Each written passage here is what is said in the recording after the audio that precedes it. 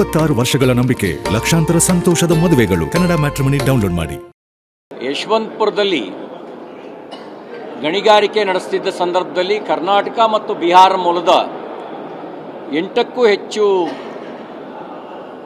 ಕಾರ್ಮಿಕರು ಬದುಕು ಕಟ್ಕೊಳ್ಳೋದಕ್ಕೆ ಹೊಟ್ಟೆಪಾಡಿಗಾಗಿ ಜೀವನ ಆರಿಸ್ಕೊಂಡು ಇಲ್ಲಿ ಬಂದಂಥ ಕಾರ್ಮಿಕರು ನಿಧನರಾಗಿದ್ದಾರೆ ಅನ್ನೋದು ಅತ್ಯಂತ ದುಃಖದ ಮತ್ತು ದುರ್ದೈವ ಸಂಗತಿ. ನಾನು ಅವರ ಕುಟುಂಬಕ್ಕೆ ಸಂತಾಪವನ್ನು, ಶ್ರದ್ಧಾಂಜಲಿಯನ್ನು ಸಲ್ಲಿಸಲಿಕ್ಕೆ ಬಯಸ್ತೇನೆ. ಆ ಕುಟುಂಬ ವರ್ಗದವರಿಗೆ ಆ ದುಃಖವನ್ನು ಭರಿಸ್ತಕ್ಕಂಥ ಶಕ್ತಿಯನ್ನು ದಯಪಾಲಿಸಲಿ ಅಂಥೇಳಿ, ಭಗವಂತ ದಯಪಾಲಿಸಲಿ ಅಂಥೇಳಿ ದೇವರಲ್ಲಿ ಪ್ರಾರ್ಥನೆ ಮಾಡ್ತಾನೆ. ಸರ್ಕಾರಕ್ಕೆ ಒಂದು ವಿನಂತಿ ಮಾಡ್ತಾನೆ, ನೀವು ತಕ್ಷಣ ಪರಿಹಾರ ಘೋಷಣೆ ಮಾಡಿ. ಅದು ನಿನ್ನೆ ಮಂಗಳೂರಿನಲ್ಲಿ ಮಳೆಯ ಸಂದರ್ಭದಲ್ಲಿ ಗೋಡೆ ಮತ್ತು ಮನೆಯ ಮಾಡು ಕುಸಿದು 3 ಜನ ನಿಧನರಾಗಿರ್ತಕ್ಕಂಥ ಕುಟುಂಬಕ್ಕೆ, ಇವತ್ತಿನ ದುರ್ಘಟನೆಯಲ್ಲಿ ನಿಧನರಾಗಿರ್ತಕ್ಕಂಥ ಕುಟುಂಬಕ್ಕೆ ಅವರಿಗೆ ತಕ್ಷಣ ಪರಿಹಾರದ ಘೋಷಣೆಯನ್ನು ಮಾಡಬೇಕು ಅಂತೇಳಿ ಆಗ್ರಹಿಸ್ತೇನೆ.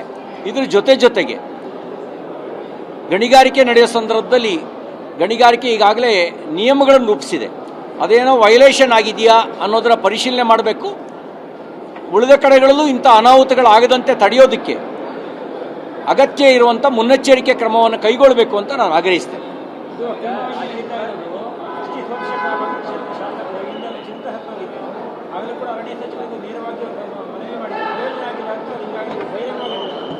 ಅಕ್ರಮ ನಡೀತಾ ಇದ್ದರೆ ಬೆಂಗಳೂರಿನಲ್ಲಾದರೂ ವಿಧಾನಸೌಧದ ಕೂಗಳತೆ ದೂರದಲ್ಲಿರೋದು ಅಕ್ರಮವಾಗಿ ನಡೀತಾ ಇದೆ ಅಂದರೆ, ಅಕ್ರಮಕ್ಕೆ ಕುಮ್ಮಕ್ಕಿಲ್ದಲೇ ಗಣಿಗಾರಿಕೆ ನಡೆಯೋಕ್ಕೆ ಸಾಧ್ಯ ಇಲ್ಲ. ಆಳುವವರ ಕುಮ್ಮಕ್ಕಿಲ್ಲದೆ ಅಕ್ರಮ ಇಲ್ಲಿ ನಡೆಯಲಿಕ್ಕೆ ಸಾಧ್ಯನೇ ಇಲ್ಲ. ಆಳುವವರೇ ಅಕ್ರಮವಾಗಿ ನಡೀತಿರೋ ಗಣಿಗಾರಿಕೆ ಆಗಿದ್ದರೆ ಅದರ ಹೊಣೆಯನ್ನು ಸರ್ಕಾರವೇ ಹೊತ್ಕೊಳ್ಬೇಕು. ನೀವೇ ಈ ಒಂದು ಅಮಾಯಕರ ಸಾವಿಗೆ ಪ್ರತ್ಯಕ್ಷ ಪರೋಕ್ಷವಾಗಿ ಕಾರಣರಾಗಿದ್ದೀರಿ ಅನ್ನೋಂಥ ಒಂದು ಮಾತನ್ನು ಈ ಸಂದರ್ಭದಲ್ಲಿ ಹೇಳಿಕ್ಕೆ ಬಯಸ್ತೇನೆ. ಯಶವಂತಪುರದಲ್ಲಿ ಗಣಿಗಾರಿಕೆ ನಡೆಸುತ್ತಿದ್ದ ಸಂದರ್ಭದಲ್ಲಿ ಕರ್ನಾಟಕ ಮತ್ತು ಬಿಹಾರ ಮೂಲದ 8ಕ್ಕೂ ಹೆಚ್ಚು ಕಾರ್ಮಿಕರು ಬದುಕು ಕಟ್ಕೊಳ್ಳೋದಕ್ಕೆ ಹೊಟ್ಟೆಪಾಡಿಗಾಗಿ ಜೀವನ ಆರಿಸ್ಕೊಂಡು ಇಲ್ಲಿ ಬಂದಂಥ ಕಾರ್ಮಿಕರು ನಿಧನರಾಗಿದ್ದಾರೆ ಅನ್ನೋದು ಅತ್ಯಂತ ದುಃಖದ ಮತ್ತು ದುರ್ದೈವ ಸಂಗತಿ. ನಾನು ಅವರ ಕುಟುಂಬಕ್ಕೆ ಸಂತಾಪವನ್ನು, ಶ್ರದ್ಧಾಂಜಲಿಯನ್ನು ಸಲ್ಲಿಸಲಿಕ್ಕೆ ಬಯಸ್ತೇನೆ. ಆ ಕುಟುಂಬ ವರ್ಗದವರಿಗೆ ಆ ದುಃಖವನ್ನು ಭರಿಸ್ತಕ್ಕಂಥ ಶಕ್ತಿಯನ್ನು ದಯಪಾಲಿಸಲಿ ಅಂಥೇಳಿ, ಭಗವಂತ ದಯಪಾಲಿಸಲಿ ಅಂಥೇಳಿ ದೇವರಲ್ಲಿ ಪ್ರಾರ್ಥನೆ ಮಾಡ್ತಾನೆ. ಸರ್ಕಾರಕ್ಕೆ ಒಂದು ವಿನಂತಿ ಮಾಡ್ತಾನೆ, ನೀವು ತಕ್ಷಣ ಪರಿಹಾರ ಘೋಷಣೆ ಮಾಡಿ. ಅದು ನಿನ್ನೆ ಮಂಗಳೂರಿನಲ್ಲಿ ಮಳೆಯ ಸಂದರ್ಭದಲ್ಲಿ ಗೋಡೆ ಮತ್ತು ಮನೆಯ ಮಾಡು ಕುಸಿದು 3 ಜನ ನಿಧನರಾಗಿರ್ತಕ್ಕಂಥ ಕುಟುಂಬಕ್ಕೆ, ಇವತ್ತಿನ ದುರ್ಘಟನೆಯಲ್ಲಿ ನಿಧನರಾಗಿರ್ತಕ್ಕಂಥ ಕುಟುಂಬಕ್ಕೆ ಅವರಿಗೆ ತಕ್ಷಣ ಪರಿಹಾರದ ಘೋಷಣೆಯನ್ನು ಮಾಡಬೇಕು ಅಂತೇಳಿ ಆಗ್ರಹಿಸ್ತೇನೆ. ಇದರ ಜೊತೆಗೆ ಗಣಿಗಾರಿಕೆ ನಡೆಯೋ ಸಂದರ್ಭದಲ್ಲಿ ಗಣಿಗಾರಿಕೆ ಈಗಾಗಲೇ ನಿಯಮಗಳನ್ನು ರೂಪಿಸಿದೆ. ಅದೇನೋ ವೈಲೇಷನ್ ಆಗಿದೆಯಾ ಅನ್ನೋದರ ಪರಿಶೀಲನೆ ಮಾಡಬೇಕು. ಉಳಿದ ಕಡೆಗಳಲ್ಲೂ ಇಂಥ ಅನಾಹುತಗಳಾಗದಂತೆ ತಡೆಯೋದಕ್ಕೆ ಅಗತ್ಯ ಇರುವಂಥ ಮುನ್ನೆಚ್ಚರಿಕೆ ಕ್ರಮವನ್ನು ಕೈಗೊಳ್ಳಬೇಕು ಅಂತ ನಾನು ಆಗ್ರಹಿಸ್ತೇನೆ.